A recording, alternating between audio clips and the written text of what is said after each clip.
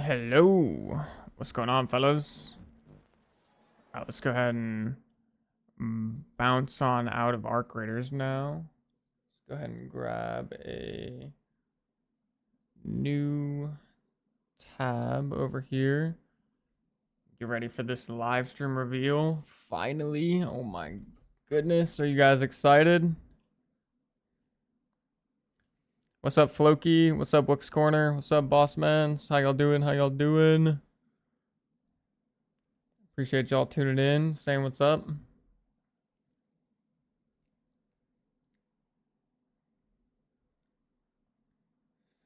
Been a while since I watched Vini content because I stopped POE 2, but I'll start again this season. Hey, that's how it goes, my man. That's how it goes.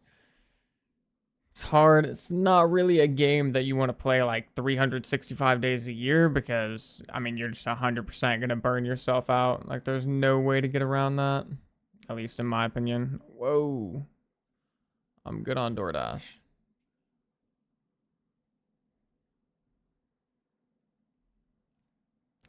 Minutes, boys. 10 minutes. Oh my goodness. Oh my goodness.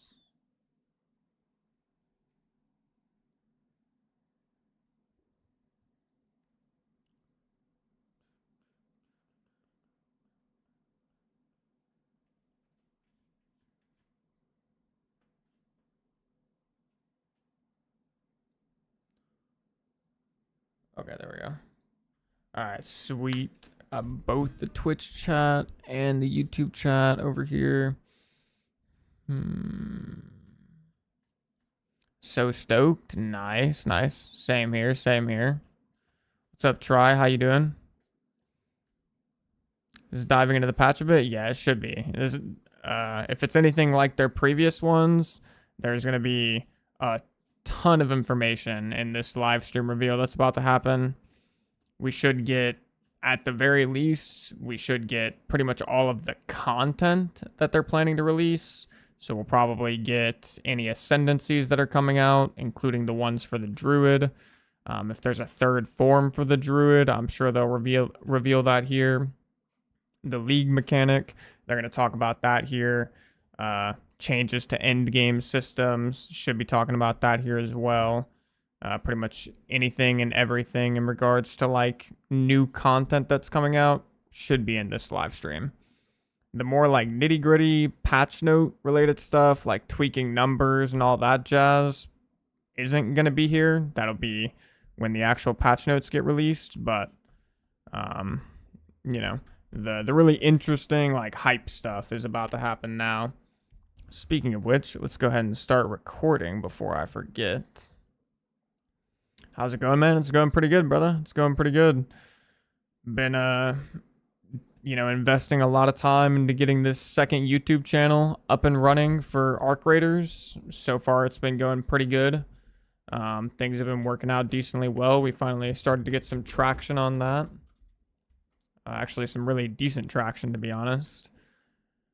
And yeah, took a little break from POE 2, refreshed, back and hyped, no burnout whatsoever, which is great. And now we got the new league coming out soon, so pretty excited for that, obviously. Super excited because finally the Druid is here. I've been waiting for the Druid for, since before the game released. Do you recommend Arc Raiders? I would have to say yes. The problem is it's not a game for everybody, but just personally speaking, it's easily one of the best games I've played in the last 5 to 10 years, if not longer than that. I mean, it's like literally right there with POE 2, if not even higher than POE 2.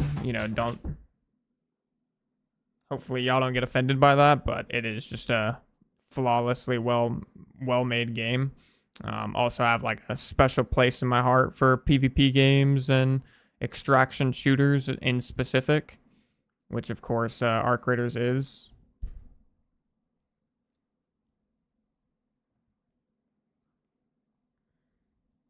I was just gonna say Arc is right there with PoE. Yeah, completely agree, Wooks. I mean, they're both amazing games.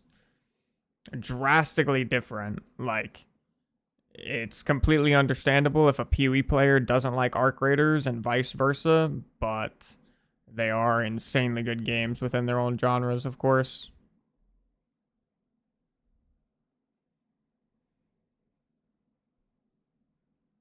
Yep, exactly, Floki. Yeah, I've been waiting for Druid for a fat ass minute. I'm so hyped.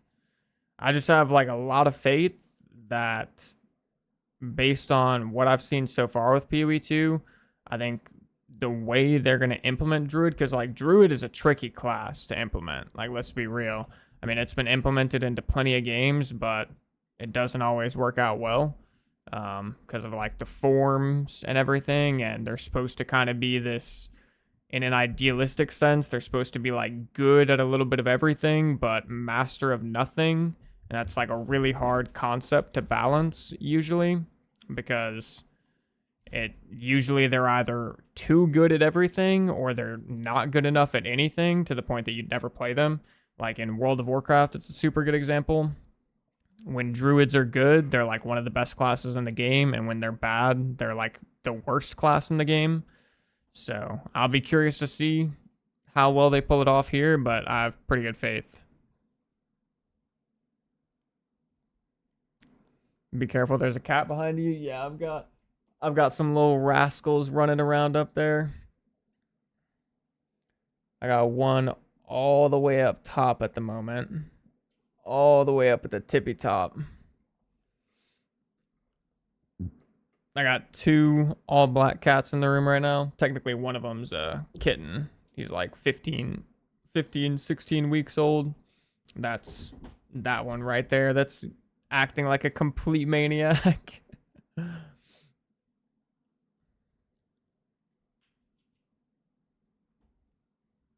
Oops.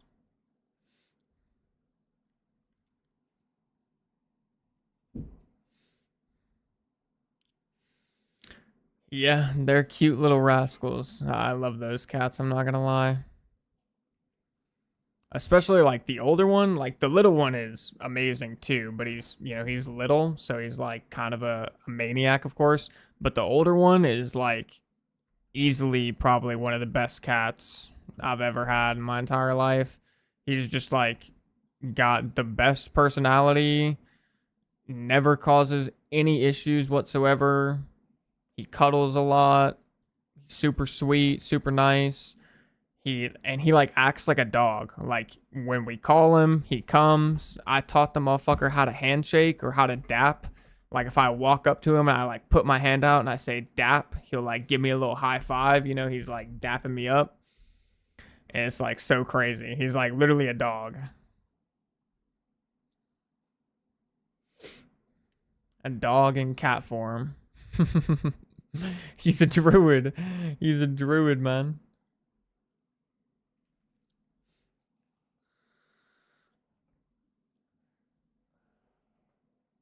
What's going on, people in the YouTube chat? How y'all doing? Y'all ain't saying nothing. What's going on, fellas? Or wait. Oh no, I'm tweaking. I'm tripping. Y'all are the ones in the YouTube chat that are talking. I'm goofing. I'm like, I got the chats mixed up on my second monitor. Let me actually, or no, yeah. Yeah, let me flip this around so I don't get that confused.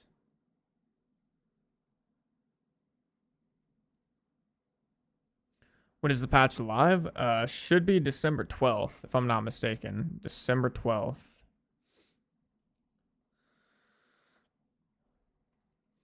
So I'm gonna throw a little music on the Twitch stream.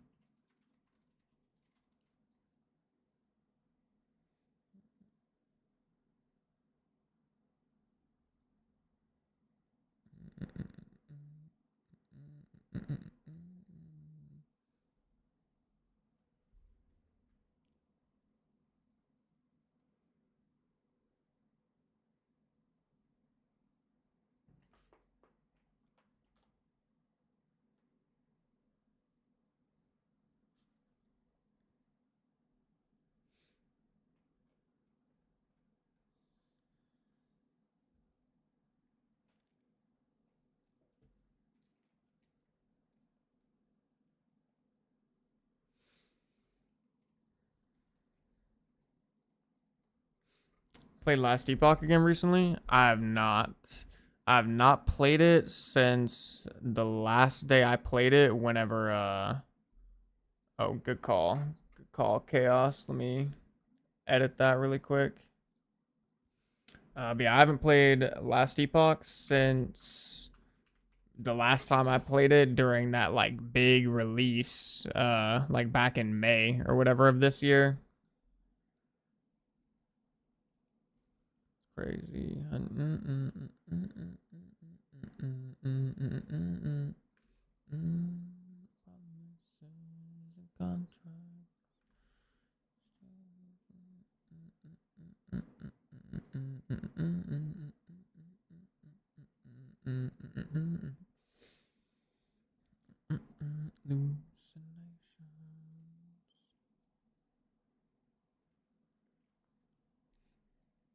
Have you used your Last Epoch build when you started? And I started that with you. Hey, that's sweet, man.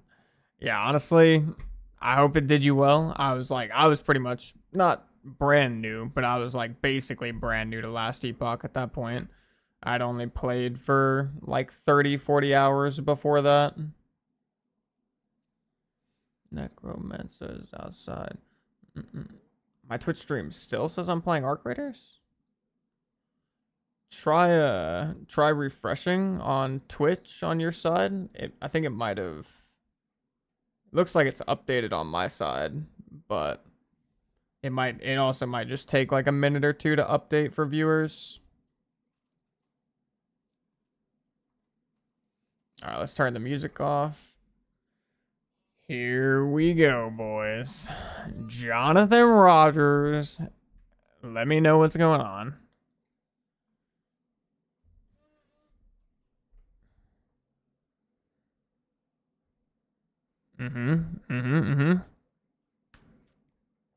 Oh, that's pretty cool.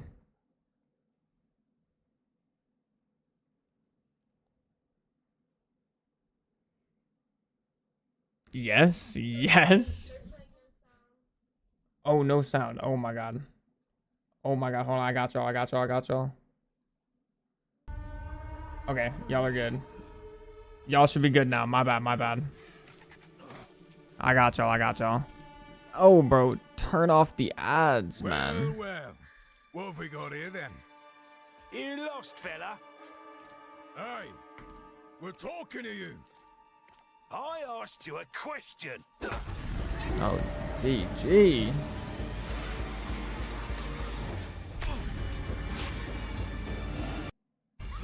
What's wrong with him? Oh, okay. Well, I'm going back a little bit. Ah, he's lost his bloody mind.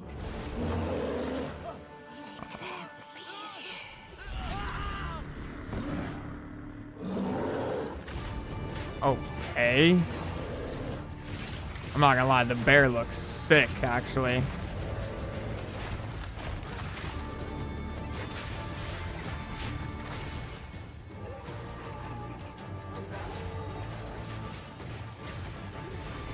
Oh, wait, the wolf looks sick, too. That's like an ice swipe.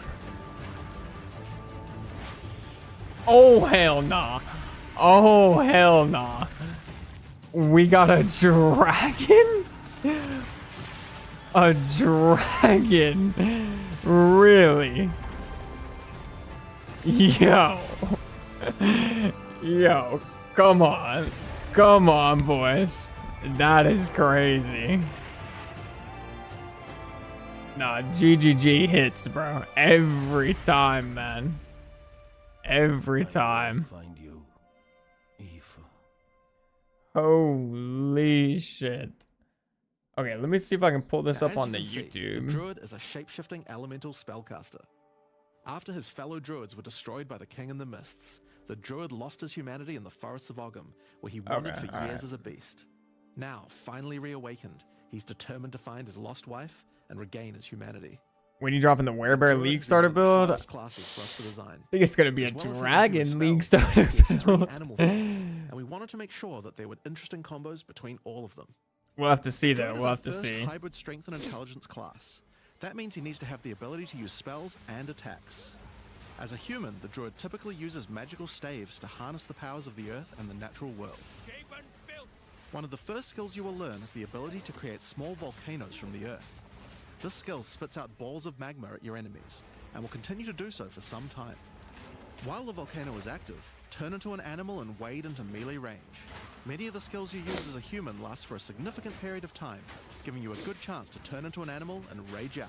Okay, so they're really trying How do you turn to into an go animal, for the you may ask? human plus Well, the answer is a animal new weapon type that druids skill use, combo animal set. talismans. When you equip an animal talisman, you can choose which animal form you would like the talisman to represent. Okay, wait, Depending on that's what you pretty choose, sick. You'll be given that animal's basic attack as a new skill to equip. For a bear, that's Maul. To turn into a bear, simply use the skill. Your character will instantly transform into a bear and attack. If you want to change back to a human, just cast a The spell. bear You will looks instantly so swap back cool, and become. actually. We wanted Like to make sure runes that on switching its between body are forms was sick. seamless and immediate.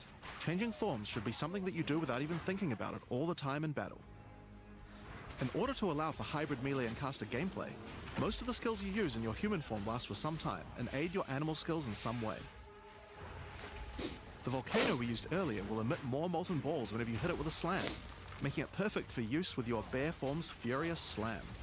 Are there any drops? Yeah, there should be drops, Trey. Should be. While in bear form, I many of should your have abilities drops use enabled rage. on my stream, I There are a believe. lot of ways to generate rage, but the easiest one is simply smash your enemies with Maul. Once you see the runes on your back glowing, it means you have enough rage to do a much more devastating version of your furious slam.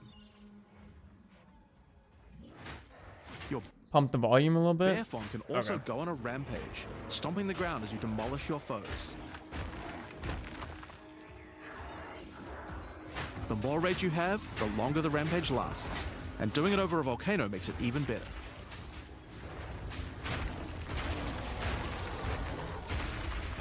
Let me know if that ends up As you consume coming through a little rage, bit better. your bear form will generate endurance charges, and these can be used with skills like Ferocious Roar. Ferocious Roar is a war cry that empowers your subsequent attacks to break your opponent's armor. The Much more better? endurance Okay, charges nice. you have when you use it, the more empowered attacks you will gain. Oh, that little But Ferocious dodge. Roar has is another pretty special cool. feature too. It's a meta gem that allows you to socket any Warcry gem from another class into it, giving you the ability to use these skills as a bear. Use the Warrior's Infernal Cry skill to make your enemies explode.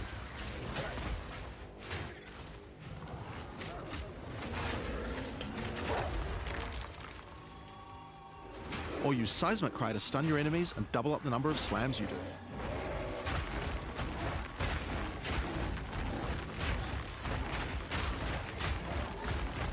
You can even use it with Ancestral Call, a skill that turns you into the fire god Cow. Ever wondered what the Karui god of war would look like if he was a bear? Well, wait no longer. Wait, that shit looks kind of Finally, crazy. build up enough rage and you can use one of the bear's ultimate abilities, Walking Calamity. This skill summons a storm of fire around you for some time, while generating even more rage to power your other abilities. A true bear apocalypse. Now the bear is known for being a slower and more lumbering animal, with slower attacks and heavy slams. But what if you want to turn into something a little more nimble? Yeah, yeah. Well, let's check out the Me, second me, animal me. form for the druid, wolf form. For the That wolf thing form, we looks wanted to go sick, I'm fast not gonna and lie. furious. Even just the wolf's basic attack will leap forward and rake his foes. After attacking, the wolf stands up on two legs, but after running for a short time, he goes back on all fours, allowing to move more quickly between packs of enemies. Wait, that's The pretty wolf has a sweet. lot of cold attacks based on his association with the moon, and the first of these is Lunar Assault. It's great for freezing your enemies in place. This rare monster is After looking they're a frozen, little use your basic tanky. rake attack to knock shards of ice off your enemies, which land on the ground nearby and explode. If you want to get into battle quickly, you can use your pounce attack. This skill leaps at a target and applies a mark to them. Killing the marked enemy will summon a wolfman into your side, allowing them to fight with you. Mark and kill as That's many cool. enemies as you can to build up a sizable pack. While an enemy is marked, your wolves will prioritize that target and do more damage the more wolves you have. Yeah, so make 4 sure you wolves keep your out. pack strong. Hey. Now, one problem you might run into is your wolf pack dying in boss fights. You often don't have any enemies that you can mark and kill in order to regenerate your pack. To deal with this problem, you can use Cross Slash. Cross Slash jumps backwards and does a vicious double slash. Any marks on your target explode and triggers their abilities. This allows you to pounce to mark an enemy and then summon a wolf even without killing it. Cross Slash also has another feature though. Remember those ice fragments from before?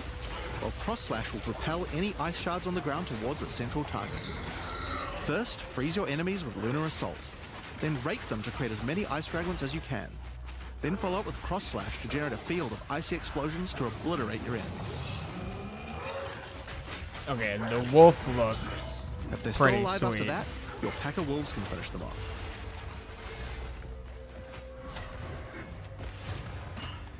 Just like with the bear's raw skill earlier that allows you to use skills from other classes, Pounce is also a meta gem that you can socket mark skills from other classes into.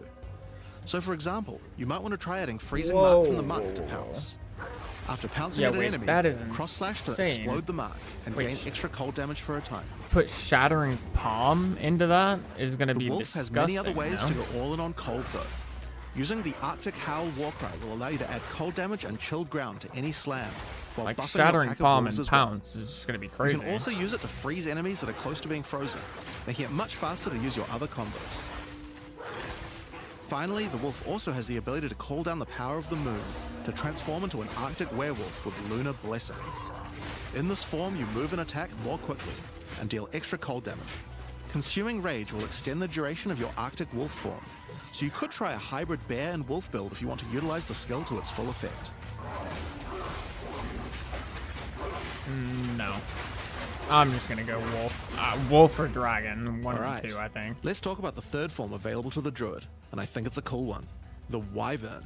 Okay, so The wyvern. Wyvern It has a doesn't. number of long-range breath abilities. Sure, we'll But that call it a doesn't mean you wyvern. can't It go looks to like a melee range dragon when you to want me. to. The basic attack of the Wyvern is Rend. Jump forward into combat and slash your enemies with your lethal talons. If they're close to being stunned, you can blow them off balance with a blast from your wings, causing an explosion of damage. After the battle, though, it's time to feed.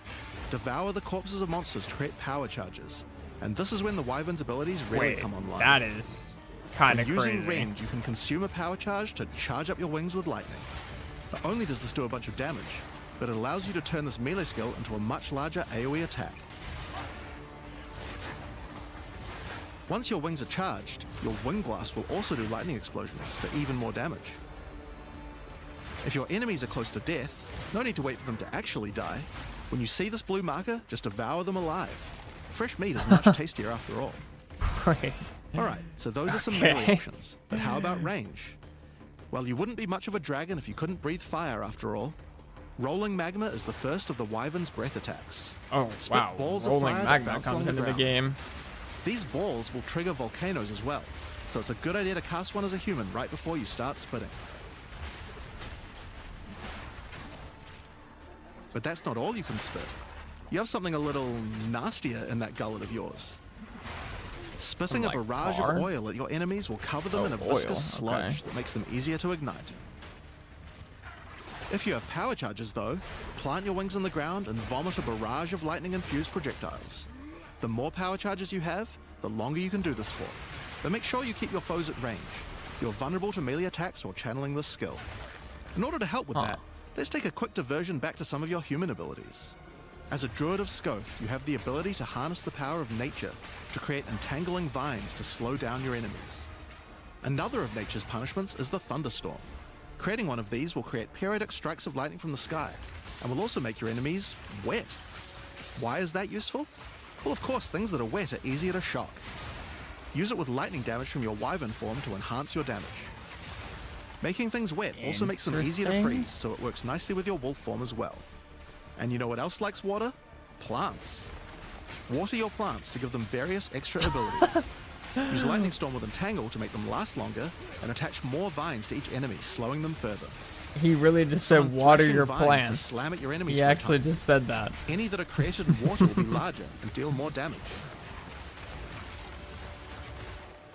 Now then, with our enemies sufficiently subdued with our plants, time to really lay into them with our lightning-infused barrage. Now, this last wyvern ability is just ridiculous, but we felt like we had to do it. Use Flame Breath to take to the skies and rain down a stream of fire on your enemies. You have wings, so we have to take full advantage of them after all. So fly around and burn in it. Wait, this... I mean... That shit is kind of crazy. Now there are a few other skills we didn't cover, but there's one in particular that I think will open up a lot of builds. Spell Totems. Spell Totems are meta gems that let you create a totem that will automatically cast any spell in the game for a time. In order to create one, you will need to spend 3 endurance or 3 power charges. Interesting. You could use them to throw fireballs, summon comets, or shower the area in lightning. Really, the options are kind of endless. Your bear form can easily generate endurance charges by consuming rage, and your wyvern form can easily create power charges by eating corpses. So it's pretty easy for the druid to get the charges needed, but they're also available from quite a few other places as well. I'm sure we'll be seeing a lot of different spellcaster classes thinking about how best to take advantage of these. Wait, yes, spell totems. Now, of course, along with the new class comes a bunch of new support gems. We've added over 30 new supports throughout the game, but I'll show you a few of the cooler ones here. Fan the Flames can be added to any wind skill to spread fire from one ignited enemy to the other enemies behind them. It's great for the Wyvern's Wing Blast, but you can also use it on many other classes with wind skills, like the Twisters on the Huntress, or the Monk's Staggering. Yeah, I was about to Palm say, Projectiles. this opens up like an Ignite Accelerated Monk growth build causes for extra sure. explosive plants to erupt I don't from know the if it'll be ground good. whenever you grow plants with rain. And Advancing Storm changes storm skills like your Thunderstorm or Tornado to move across the battlefield.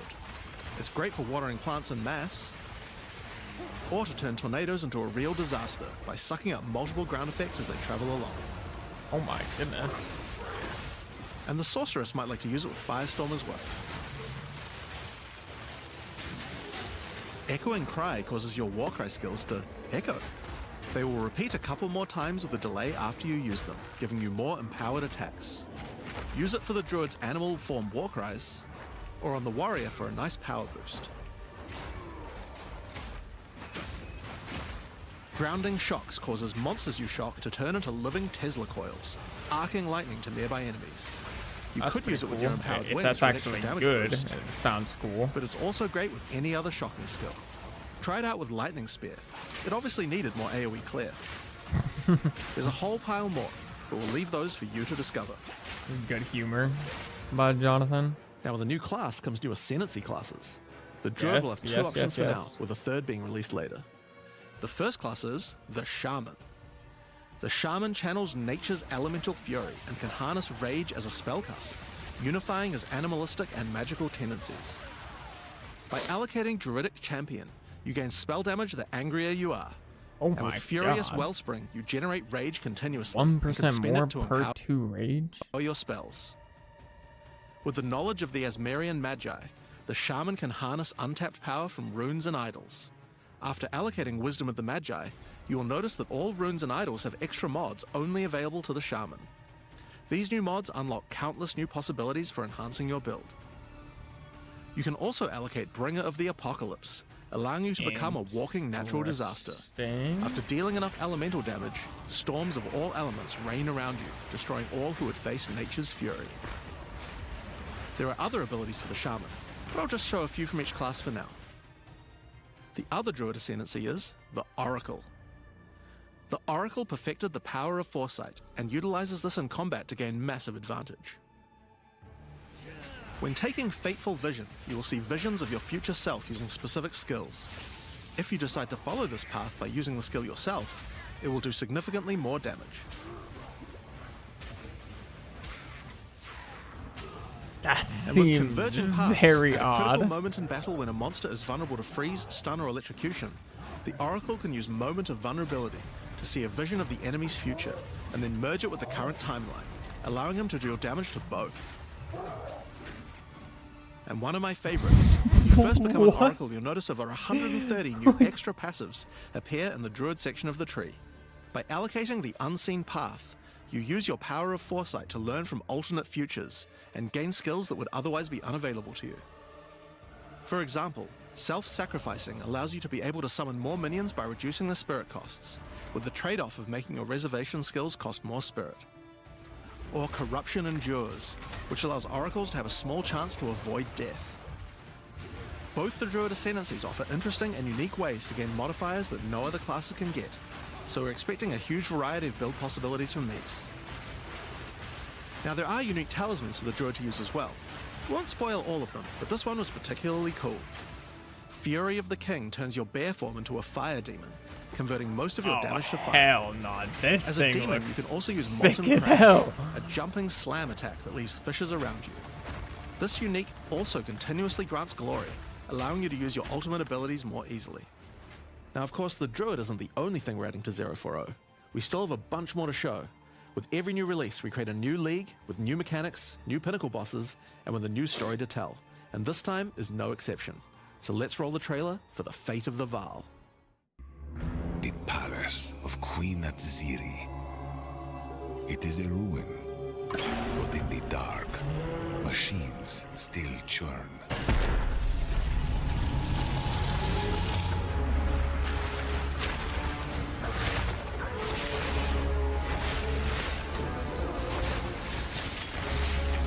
The temple has many functions, and with it, a chance to save the Vaal.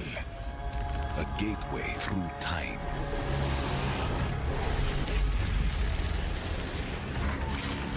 Travel into the past, again and again. Alter the temple, uncover its secrets. So this is rewarded for your sacrifice. sorta kinda like the POE 1 league mechanic, but there's some table too. My queen awaits. I beg of you, hear me.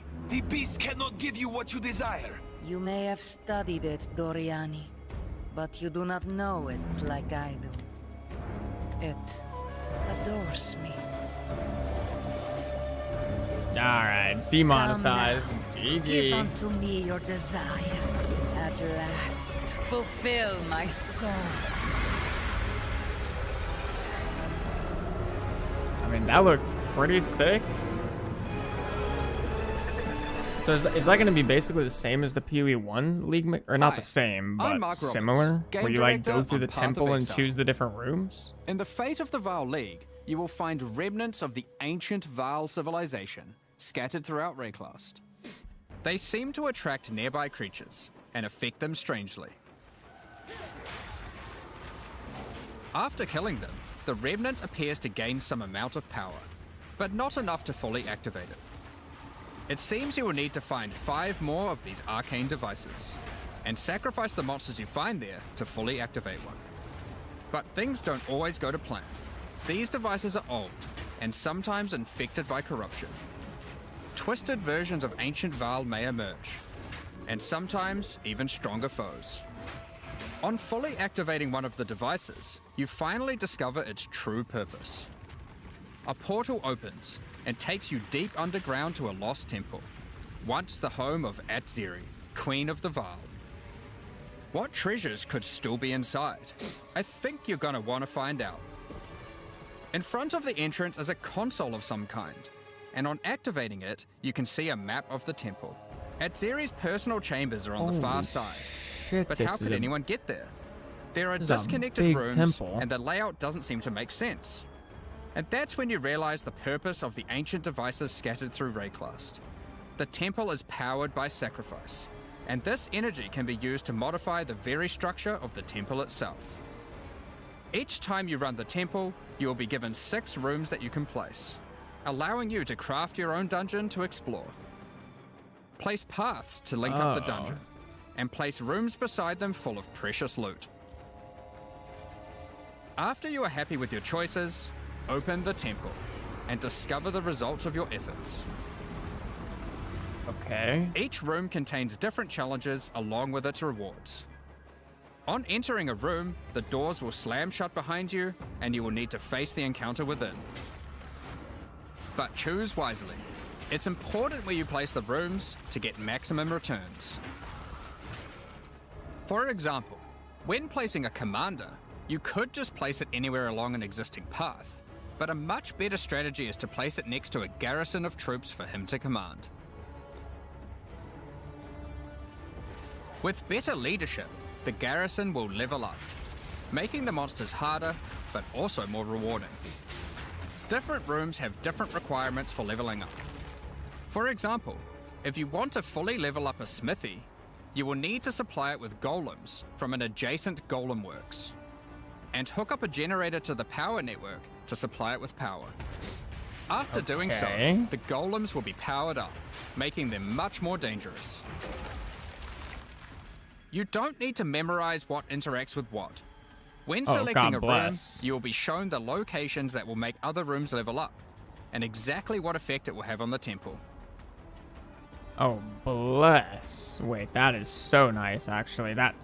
After running the temple, a few of the rooms will destabilize and be removed. By the gods. It will be up to you to rebuild the temple, adding 6 more rooms each time you come back, making the temple larger and larger and larger. So, that's the basic functionality of the temple, but there is a lot more. Once Doriani finds out about your travels to Leraval, he will attempt to persuade you to take on a new mission. The temple entrance contains a prototype of the time portal device. It will be able to take you back in time, but only to one specific point, right before Itzeri triggered the cataclysm that destroyed the Vaal. He requests that you go back and attempt to stop Itzeri to prevent the Vaal from ever being destroyed.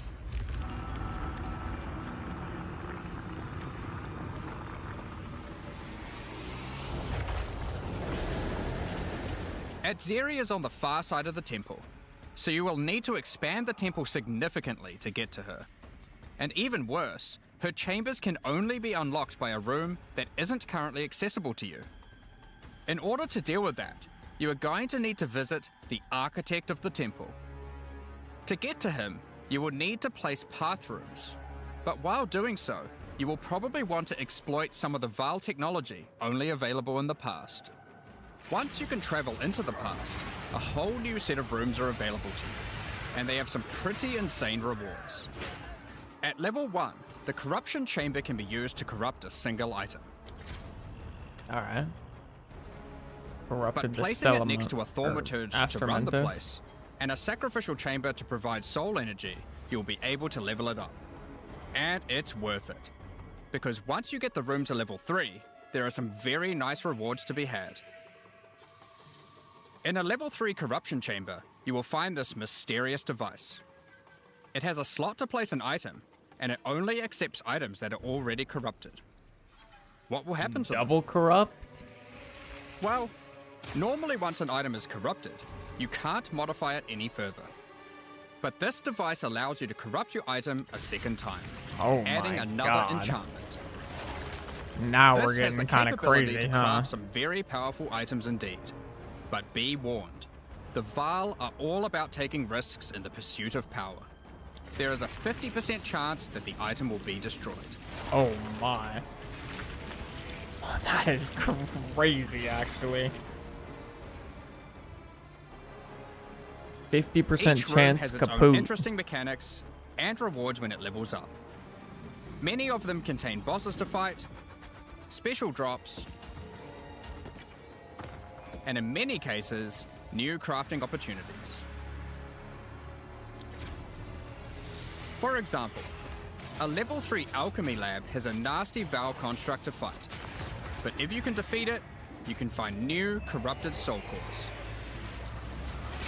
That's pretty like cool, Guatalixi's thesis, which on boots allows you to sacrifice your life to run faster. Or Sita Qualottl's thesis, which on gloves will revive one of your minions whenever an offering expires.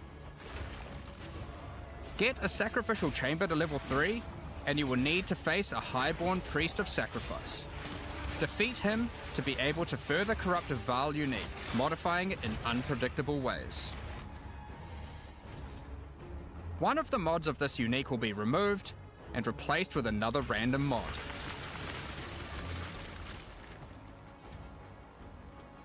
For example, this Soul Mantle.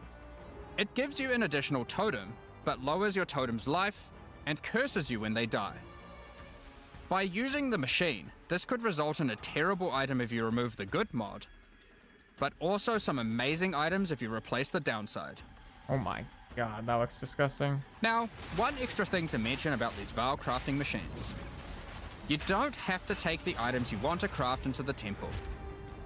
If you don't have the item you want to craft with you at the time, then clicking this button will allow you to create a currency item instead, allowing you to do the craft later or trade it if you want. Wait, that's Now hella there are all sick. sorts of interesting rooms you can find in the temple, but the last one I want to show you today is the Flesh Surgeon. A Vaal Flesh Surgeon can be leveled up by placing him next to a high-level synth flesh lab.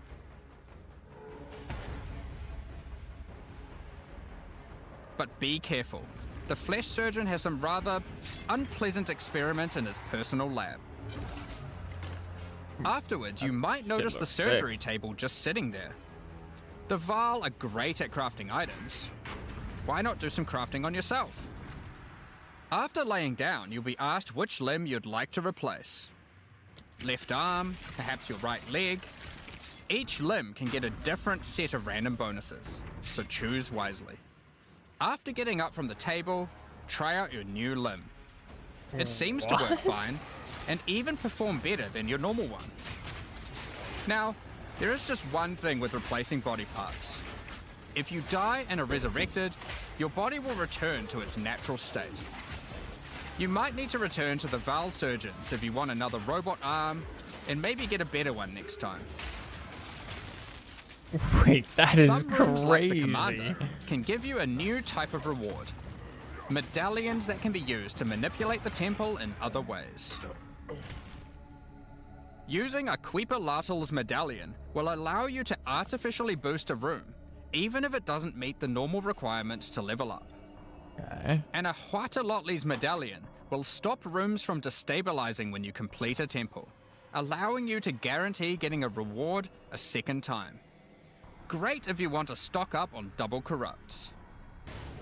Now, with all that aside, time to face the Architect, and you will be in for a fight. Once defeated, you will find another console that can be used to modify the temple. But this one is special. It allows you to place new types of rooms with specific rewards. There are rooms with specific uniques, special runes, and currency. But also a few other, more niche crafting experiments.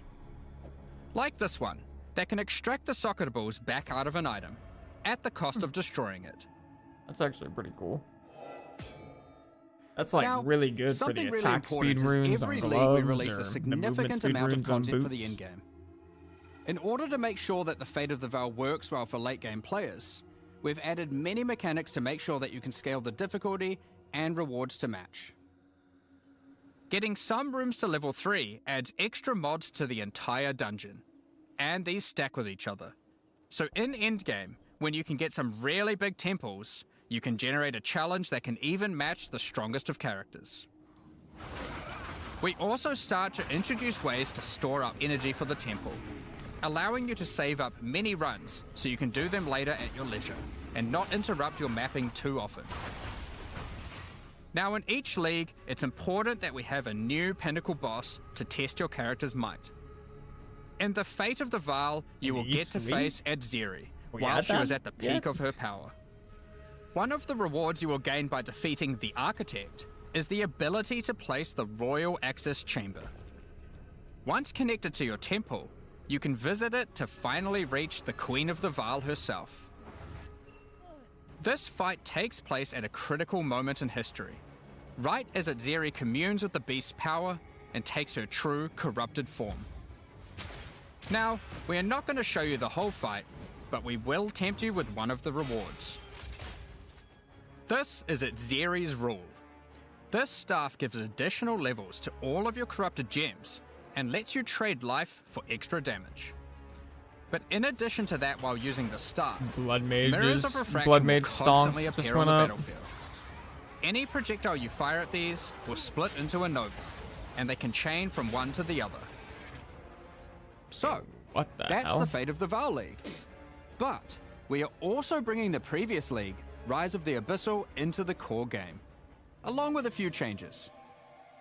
Now, for Okay. those of you who haven't seen what happens when a league is over, it's important to understand that you will not be seeing abysses in every area anymore. Rise of the Abyssal is now one of the League mechanics that can show up randomly in endgame. If you want to specialize in running abysses, there is now a tablet that will allow you to add them to any map you run. You can also craft the tablet to add abyss-specific mods to enhance how they function. Okay. Now that Abyss is core, it also needs its own Atlas tree. You can gain your first points by completing an Abyss. But there are more available for doing depths and killing certain bosses. And there are a bunch of different options. You might just want more monsters and bosses. But you can also make finishing an Abyss have a chance to overrun a nearby map with the Abyssal. Oh, that's Or sick. make your Waystone modifiers also apply to Abyssal depths. You That's could pretty specialize sick, in the too. interaction with other leagues, or specialize in a specific Abyssal faction. One of the important elements that we have heard loud and clear is that needing to do Abyss crafting on Waystones is quite annoying. So, we have removed that. In fact, we have removed instilling from Waystones as well. Okay. This mechanic felt mandatory on maps because it boosted the value of all other content, but it was both annoying to do and resulted in a lot of visual clutter. Instead, we are bringing back some of that power on tablets, which you don't need to craft nearly as often, since they last for 10 maps each. Wait, so you can instill tablets Once now? you defeat Wait, the that's Arbiter of Ash, not bad. you will be able to upgrade tablets to a rare with 4 mods using regular currency. Oh my god. Even this isn't enough to fully bring back the power you could have gotten from instilling, so we have also buffed the bonuses that tablets give. Going Okay, so forward, there's no we're not instilling going to at be all. adding any more crafting directly to Waystones outside of the basic currency, because it adds too much micromanagement. But on that note, Fate of the Vial does bring the ability to corrupt your tablets, hoping to get one of many different random outcomes. Now, with It's regard to pretty sick, Delirium actually, Fog, I think. even though you shouldn't have to have it on every map anymore, we still did want to make it less visually annoying. Delirium Fog has been toned down significantly, so you won't feel like you're just playing in a sea of grey. Wait, so Another big source of problems in the endgame is the feeling of getting overwhelmed with monsters. maps should be a lot easier In now, 031, though. we reduced the think. number of monsters in 'Cause early you're not- endgame in order You to don't help have to with do this, delirium, but still to scaled up juice the your number maps, of monsters so- to previous levels by the time you got to tier 15. Well, after letting this simmer for a while, we are still getting this kind of feedback. So we are no longer going to scale up the number of monsters you go as you get deeper into the endgame. Instead, we are scaling up the difficulty and rewards by the same amount. So to be clear, instead of increasing the number of monsters by 40%, they will instead drop 40% more items, grant 40% more experience, and have 40% more life, in addition to all the normal scaling they get due to being higher level. This only applies to regular monsters, not bosses. We have also reduced the speed modifiers that monsters can get That's sometimes, which also helps a lot with this. interesting. Now, we did have a large amount of content for endgame planned for 040, but unfortunately we just didn't get time to finish it. The scope was a bit too large, and so we'll need to wait until 050 for that. But rest assured, there will be a ton of upgrades for the existing leagues, as well as new pinnacle bosses, and a significant overhaul to the Atlas passive tree coming soon. Now, another problem that becomes a much bigger Soon as issue in in the 050 endgame soon, is or like game 041? performance. And we have done a lot of work here. The primary issue is CPU load. Also, wait, And this to address monk that, a skill lot shit of things have been optimized. actually looks sick. And we have done a lot of work to take advantage of more of your CPU cores. You should see frame rates of at least 25% higher, and a lot less bad frame spikes during gameplay. It does make quite a big this is difference, super important. especially on consoles. A lot more work in this area is ongoing, and you will continue to see performance improvements over the next few months. Of course, another important area is game balance, and we have made a lot of changes. Now, most of these we will save for the patch notes, but I'll do a quick summary of some of the numbers. As well as adding 11 new unique items, we have rebalanced dozens of others that are not currently used very often. We've also done a pass over lineage supports. 21 of them have been rebalanced, as well as adding 9 more. Alongside the 2 new druid ascendancies, we have made balance changes to almost all the others, with some of them getting a grander rebalance, such as the Smith of Katava. Alongside the 20 plus new druid skills, we've also rebalanced 90 other active skills across all the different classes. And to top it all off, there are also over 250 new passive skills added to the passive tree. Oh my god. These changes should go a long way to increase the viability of many more skills, uniques, and overall build variety that can tackle our most challenging content. Next up, we're going to be talking about our new supporter packs. Today, we're launching 2 new series of supporter packs, the Precursor and Kalgurin packs. Each tier contains the pack's full face value in points, alongside several exclusive microtransactions. Alright, where's the druid form? As always, Cosmetics, the let me know. microtransactions in these packs are purely cosmetic and do not affect your character's power or progression in any way. The Precursor series of supporter packs contains 6 exclusive microtransactions. First up, the Marble Statue character effect. Once you finally stay still for a moment, a podium rises up out of the ground to immortalize you, turning your skin to marble. Wait, that's When you cool. next move, the stone crumbles around you. That's actually The cool. Precursors had mastery over gravity manipulation. So too can you, now with the Gravity Well portal. Witness the power of its pull as you approach it. Draw in enemies with your own gravitational pull with the Awakened Precursor armor set. The Precursors designed and built many mysterious ancient beings. This one used to serve as a scout that would patrol and tase intruders. Why salvage gear yourself when the Master of the Forge can do it for you? Molten gold spills out as the Forge Master breaks down your items. The relic of the cool, I guess. Precursor's map device is a mysterious machine that sits atop ancient colossal statues. It keeps track of the number of charges consumed on your Precursor tablets used in the device. The Kalgurin pack series also contains 6 exclusive microtransactions. The Kalgurins had astounding skill in astronomy, being able to track cosmic events with absolute precision. Harnessing that skill, with the Astronomer's level up effect equipped, you too can now see exactly how long it took you to level up as it outputs the time in chat. The time taken to reach your last 3 levels is also displayed on the item, so you can link it when you have a time you're proud of. Crush unique enemies by unleashing the wrath of the lost Kalgurin fleet, led formerly by Captain Heartland himself. A Kalgurin seafarer needs armor fit for the treacherous seas of Rayclast. This set has you covered with the classic tricorn and, of course, a peg leg. The Lost Treasure weapon skins top off your appearance of a true raider of the seas. These gilded weapons can be applied to wands, two-hand maces, and shields. After a long day of plundering loot, Actually, that's retreat not to bad. the Kraken's Cove hideout. Oh wait, A this home of hideout some of the looks most sick. deadly ocean-dwelling creatures in Rayclast. Many ships have met their demise here. What better to accompany you in Kraken's Cove than a Kraken itself? Replace your stash with a dormant Kraken, waiting for its prey. As you approach, it will awaken and terrify both you and any guests in your hideout. Alongside this, an extra stash skin item will be granted to you, and when placed, will automatically open to any stash tab set with the currency affinity, to help having to navigate through your tabs. I don't really Additionally, understand what any that meant, but- microtransactions from these supporter packs will be made available for use in Path of Exile 1. Thank you very much for all your ongoing support. We're just about to start the Q&A with Ziggy D.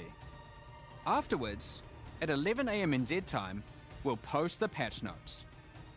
With release at the end of next week, our community team will be posting crucial information you'll need for the release. Keep an eye on the news.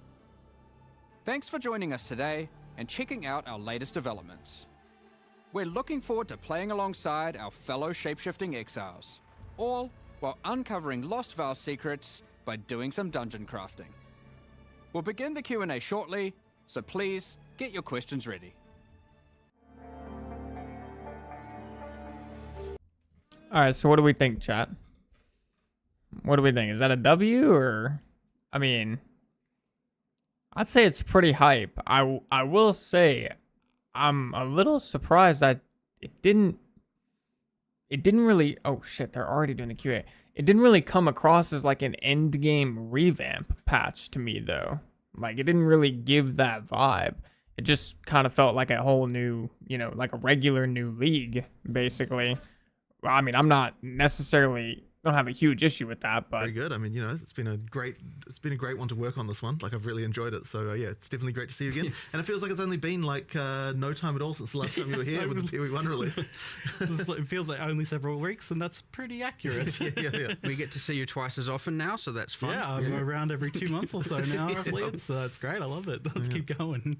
So I do have to open with this though. Is like Druid looked a little bit weak, I think, in the demonstration video today. Yeah, I think one of the issues that we have is like we're so concentrating on like just demonstrating how the mechanics work that we sort of forget to be like, okay, let's actually make sure the damage numbers that we're doing on this like test character we're filming here are actually like in line with what people actually normally expect. So yeah, there's just a few things there that we probably should have caught and made a little stronger there. But yeah, when you actually play it, it's certainly from the alpha feedback incredibly powerful. Like yes. you know, the like, you know, we were seeing some people say, oh, you know, the wolf looks weak or whatever. Well, I can assure you that on alpha there's a bunch of people saying the wolf is super OP. So you know, it just comes down to the happy to hear things that. you go through in order to demonstrate stuff. I think we probably going to be worthwhile. We make some videos showing a bit more of the less demonstratey side and get them posted and stuff this week. Because honestly, you can just play it literally right now, and it's you know.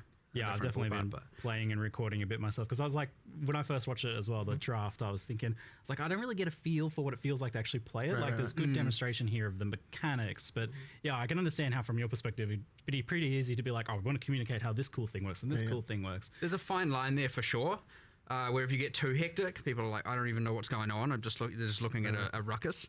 And then, yeah, in this case, I'd say we went on a little too far on the other side of the line, was just a bit too slow. And as a result, yes, it can look a bit weak. But yeah, I think we'll try and get some like raw Druid gameplay out to people to understand. Sure. I think particularly for this class, because of the shape-shifting stuff, it's so hard for us to... Normally we can look at something and be like, oh, that's just a demonstration. We kind of know what it would look like at endgame. But I think with the Druid, it's just so unusual. It's so different that it's actually hard to judge what it would feel like to even play it. And I'm happy from my hands on to say that like it's almost immediately like very smooth, the shape shifting of it, the movement of it, especially because like in your demonstrations, you're not really using dodge, roll, sprint, that sort of thing as well, which makes a big difference. I suppose one of the things we didn't really dwell on in the video as well is that we do actually have dodge roll. I mean, they're not actually rolls for the animals, but yeah, all the animals can like hop around and that kind of stuff. And that was honestly one of those things that was like kind of funny because initially we actually had it so when you dodge roll, you would transform back into a human.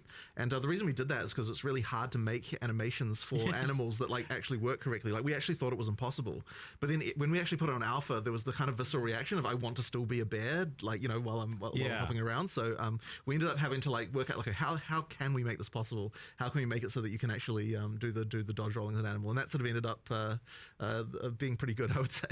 And this was like clearly the hardest class to design so far, and it took a bit longer. Like I think you were originally hoping to bring it out in a previous expansion. Yeah, quite a while ago. But the thing is with it is that it's kind of like designing 4 classes in one, because not only do you have the situation where like obviously we want to have synergy between skills and stuff like that, and we can like look at that in a normal class and work out what those might be. But with this class, people want to be able to play just as a bear or just as a wolf, as well as people who want to play like dual with a human and a wolf, or people who just want to be a wolf and a bear, and like all the different combinations. So we had to kind of come up with a way for like each line needs to be self-sufficient and that it's got all the tools that you need.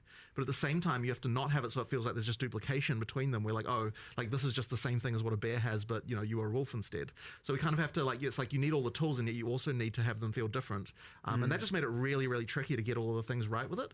And then it didn't also help that, you know, since the last time we were working on the Druid, way back when we showed it off in Gamescom 2023, we had WSD. and that is a whole other complication because, you know, like how can we make that work with the animal forms? It's like a whole thing. You know, like I'll tell you the wyvern, for example, like we had a hell of a time making it so that you could do the ranged attacks because you need to be able to walk while you're doing it. The wyvern's sitting there with its arms like planted on the ground, you know, like being able to walk while also spinning it. Yeah, it's like we went through so many iterations of that. So yeah, it was just a very tricky class overall, like just crazy. I remember seeing some very goofy looking like wyvern like months and months ago. Yeah, we were like trying to, this is not working. Right. Like, well, I also remember like right. for a long time the wolf was just like a dancing dog. It was just like it looked really silly. And like man, the wolf as well. I mean, it was really hard to get right, and because one of the things we really wanted to avoid was I didn't want that too much of that whole like man in a wolf suit vibe. Yes. Like I wanted to actually get the feeling of like this is an actually different animal, which I think with the bear and the wyvern's way easier. With the wolf, it's like it's really hard not to just go back into that. So we had a lot of questions about like what even the locomotion was. How does it walk? Are we going to walk on 2 legs? Are we going to walk on 4? We ended up splitting the difference. You can do both, right? Like you get that when you're attacking and you can be upright walking on 2 legs. When you're walking, you run on 4, and you actually do get a speed boost while you're on 4 legs. Like as a wolf, just so after like 1 second of walking, you go down on 4 legs. You start moving a bit faster. So yeah, it's Actually, pretty cool. An interesting thing there, I don't think is each form technically has a kind of passive benefit. Right.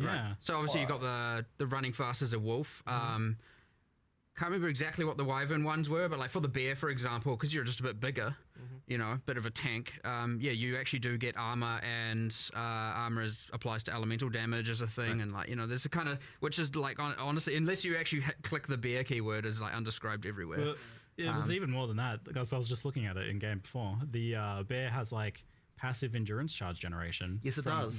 From rage expenditure, it does. I was like, that's so cool. yeah. So we really wanted to make sure that each of the different forms had things that can benefit the other forms. So like it was really tricky to think like, what are resources that a bear can generate? What are the resources that wolf can generate? What are the ones the wyvern can generate that the other ones can then use in order to kind of get that cross synergy? So yeah, that's kind of like one of the reasons why we had to kind of come up with all that stuff. And that, part of the trickiness. And that caught me by surprise as well, because like technically it's mentioned, but I never really fully understood the idea that you can swap between the forms, like human to animal and back. Yeah, I figured that's what's going on here. But you can like leap in as a wolf and then immediately transform to a bear mid slam. You absolutely can. So the thing with this is that you want to present a fantasy to someone as far as like what the UI is pushing you towards and all that sort of stuff. Like there are going to be a lot of people who are like, I want to be a bear, and they just pick bear stuff and they go all bear, right? But at the same time, we're unconstrained in the sense that you can pick all the other stuff. You can use it at the same time. So one talisman, like effectively when you pick on a talisman from like wolf, bear, or wyvern, what that's giving you is the default attack, right? That's what you're actually picking, and that's all it is, right? And that often will guide you, like what skills you're picking and so on, but you can just use with that same talisman as many different animal skills as you would like. That just means that you've got that sort of free-flowing, like, you know, trying out different stuff, sort of combo gameplay that we you know, like to try and get. So, you know, obviously there will just be a lot of people who just pick one thing, right? Like I absolutely expect that. But yeah, no, there's a lot of experimentation to do there if you want to do it. Yeah, so you've tried to hit like making it so like people who just want like a simple straightforwards, like I just want to run out as bear and slam the ground, like that's certainly very possible there. But also you with this whole class, you had the problem of how do we make like a spellcaster and a melee attacker that's shapeshifter as well. I mean, this class has got a bit of everything. For sure. How did you make all that kind of like work together and solve that build problem of like, how do you actually scale these things together in a way that just one thing isn't way better than everything else? Right. Well, I mean, it's always tricky, and Mark's obviously the one who handles a lot of the balance stuff. But I can see, even just from a design perspective, you know, so I just throw over the fence all my horrible stuff, and then you're like, how the hell am I going to balance this? Effectively, like, so even with the spellcaster side, so one of the things we initially wanted with the spellcasting is a lot of it's like over time type effects that, you know, so for example, with the volcano being the really obvious one, right? Like you can create this thing, and then you can turn into an animal and do other stuff at the same time. So we needed on the human side a lot of things that last for a long time. But the problem you then run into when you actually go to balance the thing is like, okay, well, if you've just got like 5 damage over time style spells, why not just cast all of them and then you don't have to ever do anything else, right? Like, so it's like that kind of stuff makes it really hard. So then you have to start thinking, okay, we want to make it so that you cast a long-term thing as a human, but then being an animal is going to augment that so that it improves it. So for example, with the tornado, it's got a similar mechanic to the little twisters that the hunters have, where ground effects can empower it with extra elemental stuff. And so then we're like, okay, well, if the animal forms are the ones that can create the ground effects, then that means that you're kind of like, you're going to want to do, you know, like, to mix that with the tornado, you now have to have both the animal forms and the spellcaster stuff if you want to get all of that together. So it's just a lot of that thinking about how can an animal form aid a spell, how can a spell aid an animal form, like all the way through.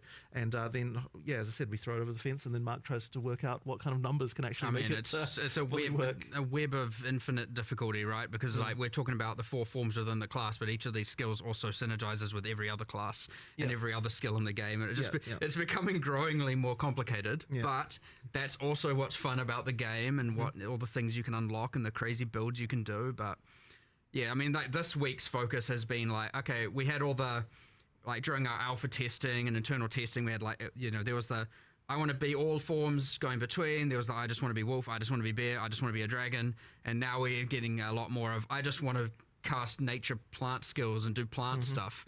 And so it's like, okay, well, how do we make that work? Well, because they're quite long duration, so we're having a bunch of complexity with that as well. And it honestly it does just spiral into like, oh my God, there's 20 million variables here. But it's fun. And at the end of the day, as long as it is honestly fun to play, then honestly we're golden. So, you know, I would say we're pretty much there on almost everything with this class. I'd actually say we're a little bit more prepared than normal. We've had a lot of testing. Despite, I mean, partly because it's been in the works for so long. But yeah, it's, I don't know, like ultimately pretty fun. I'd say there's still something, obviously there's still more to do. There's obviously always more to do. But yeah, there's a lot going on, a lot of enjoyment. I saw yesterday, I was just like walking past someone's computer, and, you know, someone was mentioning like, yeah, it's just fun placing 6 volcanoes and then just slamming on them. I was like, all right, sweet, you do you. Like, that's fine. I was definitely enjoying obliterating bosses in bear form, like with dropping tornadoes, and there's the totem which you can summon in animal form. And then you're putting fishes down and they're exploding, and you're putting extra things on the ground and they're exploding. And there was definitely some boss deletion going on there. So. Even just walking past the just many entangles going out, and then there's that plant support gem. I'm like, all right, it's putting the new. I see chat being like, no, Ziggy, don't get it nerfed. I do have to admit that I did already get one thing, let's say fixed. There was a thing that was like double generating rage. So I'm like, I don't know if this is intended. And like, no, the designer said that's probably not intended. Thanks, Ziggy. I'm like, I don't know. Sorry, we'll see where that goes, because I was like, no, that's fine. This is a fish. It made it to me, and I was like, no, I'm fine with that. Yeah, because it generates rage when you first slam, and then the fishes, every time they pulse, it generates rage. I'm like, oh, really? Oh, yeah. Oh, shit, I didn't even know that. Because like the totem's making it pulse, and that's generating rage each time. Right. I'm like, that doesn't seem intentional. It's fine. Yeah. It's fine. I love that, because that's like ridiculously powerful. That feels like way permissive. I was like, this feels illegal, but that's like... You gotta let a few things in there that feel illegal. It's doing what the skill says. I may not have. Maybe I didn't get enough. Okay, cool. I don't know. They might have changed it. I'll find out afterwards. I just throw my opinion in there. I don't want to necessarily be like, you know, I try and make sure with a lot of these balanced discussions, it's not like, you know, I'm just an authority on the matter. I want to actually discuss these things through, because maybe it isn't actually fine, but, you know, my first instinct is like, yeah, like let it run wild. Like, what's the problem, you know? So yeah, you gotta... We'll see what happens, but whatever. They don't know what the problem is, so don't worry. Oh, now they do. Thanks, you ruined it. Now people will know if it changed, and now they'll see the thing not generating rage, and let's see that line of text. Now that's the Ziggy line of text. I'm developing a reputation now. It's just helping finding bugs. It's okay. So, like the shapeshifting stuff comes from this trinket, the talisman? Yeah, the animal talisman. And is there any limitation just kind of like putting that on another class and just say... Okay, well, I think I'm gonna probably stop with the live stream reaction of the Q&A here, and I'm probably gonna call the stream here in just a moment, because I do want to actually go ahead and pump out a video, like get to editing and whatnot, a video for the full live stream reveal that just happened, so I can get that up on the main channel. So yeah, I think that's gonna be the plan. I may or may not be coming back to play some Arc Raiders after I get all that taken care of. Not 100% sure. Obviously within a couple days before the launch of the new league, I'll probably be moving back to POE 2, and I'll start doing some, just like warm-up runs and practice leveling runs just to kind of get back in the groove of things. I don't have a exact date on that yet, though, of course, but that'll probably be like the new league comes out on the 12th, probably no later than like the 10th. I'll start live streaming POE 2, and of course on the 12th and beyond that, I'll be streaming every day, every other day, give or take, something along those lines. I'm going to be streaming a lot more this league compared to last league, but still got to actually create time to post the YouTube content as well, so we'll kind of just play that by ear, but going to be streaming a lot more this league for sure. It'll be similar to 0.2 for those of you that were hanging out in the channel or supporting the channel back then. With that being said, though, I'm going to go ahead and call the stream there. I appreciate all of you for tuning in. I hope all of y'all are as excited as I am.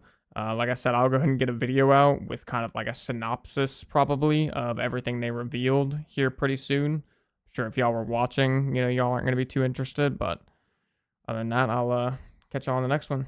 Take it easy, chefs. Appreciate y'all tuning in. Later.